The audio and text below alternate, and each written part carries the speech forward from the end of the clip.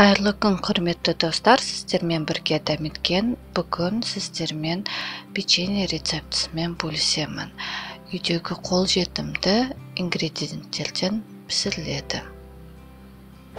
Менің арнамна үліпіл басып, тіркеліп, қоңыраушаны басып кетіңіздер. Рахмет. Бірінші құрғақ ингредиенттерді дайындаймыз. Он салынып тұрған ыдысқа 2 шай қасық қопсытқыш какао салып араластырамыз. 2 жұмыртқаны жарып, венчикпен жақсылап араластырамыз.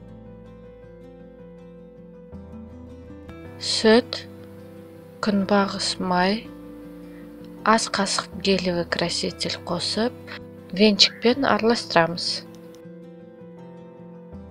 Массаға құрғақ ингредиенттерді қосып, венчикпен жақсылап араластырамыз.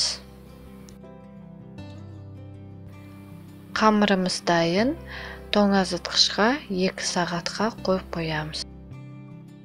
Қамырымызды шарик тәрізді қылып, қант ұнтағына орап аламыз.